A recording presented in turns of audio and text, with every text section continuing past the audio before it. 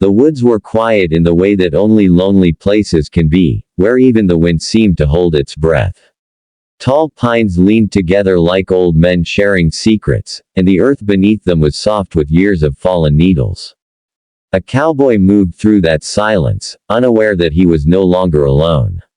His name was Cole Mercer, a man shaped by dust and distance. He had ridden away from towns and trouble alike, carrying little more than a rifle, a bedroll, and the weight of memories he did not speak aloud. The frontier had taught him to listen, to the creak of leather, the warning cry of birds, the sudden stillness that meant danger, but even the best instincts could be dulled by exhaustion. He had been tracking a wounded deer since dawn, following faint signs through the trees, when the sense of being watched crept up his spine. He stopped. Somewhere behind him, a twig snapped, light as a whisper. Cole's hand hovered near his rifle, but he did not turn. Years ago, a Comanche scout had once told him that fear makes noise in a man's body, and noise gets men killed. So he breathed slowly, eyes fixed on the forest ahead, listening not just with his ears but with his skin. She moved like a shadow among shadows. The Apache woman had been tracking him since sunrise. She knew the pattern of his steps, the slight drag of his right boot, the way he'd paused too long at streams. To her, the forest was not empty, it was a living map filled with signs. Broken grass, disturbed birds, the scent of iron and sweat, everything spoke. She had followed soldiers before, trappers too, and men who thought themselves masters of the land. This one was different. He walked carefully. He did not cut branches needlessly or leave careless marks. He respected the woods, even if he did not belong to them. Her name was Nayland, daughter of a clan that had been scattered by war and hunger. She had learned to hunt before she learned to read the sky for rain. Survival was not a skill to her, it was breath itself. When she first noticed the cowboy, she had assumed him to be a threat. A lone white man in Apache land was rarely innocent. But as the hours passed, she watched him spare a rabbit caught in a snare left by someone else, and she saw him kneel by a stream to drink without fouling the water. Curiosity began to share space with caution. Cole felt it then, a shift in the air, a pressure behind his shoulders. He turned fast, rifle half raised, only to find empty forest. His pulse hammered. He had the strange, unsettling sense that if whoever was there had wanted him dead, he would already be lying face down in the needles. Lowering his weapon, he spoke aloud, his voice calm but edged. "I know someone's there. I don't want trouble." The words drifted between the trees, unanswered. Nayland crouched behind a fallen log, studying him. He did not shout or curse. He did not fire into the brush like frightened men often did. Instead, he waited. That patience spoke louder than words. She stepped out where he could see her. The forest seemed to tighten around them as she emerged, tall and steady, her dark hair braided down her back, her eyes sharp as flint. She carried a bow, but it was lowered, not aimed. Cole froze, surprised by her sudden presence and by the quiet authority in the way she stood. This was no frightened girl. This was a hunter. "I mean no harm," he said, slowly setting his rifle on the ground. "I'm just passing through." Nayland studied his hands first, noting the calluses of work, the scars of old fights. She did not answer immediately. Silence, in her world, was not empty, it was a test. Finally, she spoke, her English careful but clear. "These woods are not empty. You walk where others have died." Cole nodded. "I don't doubt it." For a long moment, they simply looked at each other, two lives shaped by different worlds but carved by the same hard stone of survival. The wind moved again, carrying the scent of rain. Nayland's gaze softened, just a little. "You are being hunted," she said. He almost smiled at the honesty.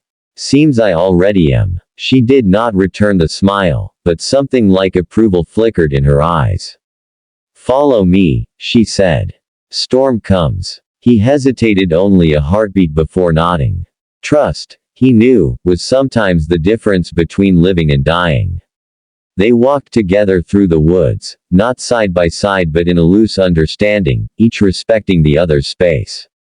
Nayland led him to a shallow cave hidden by hanging vines and stone. Inside, the air was dry and cool. She built a small fire with practiced ease, feeding it just enough to give warmth without smoke. Cole watched, learning without asking. As rain began to drum against the leaves outside, they shared food, dried meat from his pack, roots and berries from hers. Words were few. When they did speak, it was of simple things: where the river bent, where the elk traveled, which trails were safe. Cole found himself listening more than he talked, struck by how naturally she belonged to the land. Days passed in that way. Cole had intended to move on when the storm cleared, but the forest had other plans. A fall from a slick rock left his ankle swollen and useless. Pain burned with every step. Nayland watched him struggle, her expression unreadable. Without ceremony, she took his arm and helped him back to the shelter. "You cannot travel," she said. "Not yet." He grimaced. "I'll manage." She shook her head. Stubbornness kills men faster than enemies. Against his pride, he stayed. During the days that followed, Nayland tended his injury with herbs and steady hands. Cole learned the rhythms of her life, the way she greeted the dawn, the quiet respect she gave to every animal taken for food. At night, they spoke more. He told her of the ranch he had lost, of the war that had burned his past to ash. She told him of her people's songs, of the children she had lost to hunger and sickness. Their stories did not compete, they simply existed side by side, heavy and honest. When danger came, it came swiftly. A group of men rode into the woods one afternoon, loud and careless, their laughter sharp as broken glass. They were hunters of a different kind, drawn by rumors of Apache scouts and the promise of reward. Cole heard them first, the clatter of hooves and the jangle of metal. His hand went to his rifle. "They're not friendly," he said. Nayland nodded. Her face hardened, the softness of shared days replaced by the focus of a warrior. She motioned for silence, guiding him deeper into the forest along paths invisible to untrained eyes.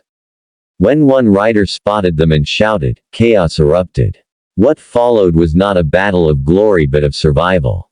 Nayland moved like the wind, striking and disappearing, using the land as her ally.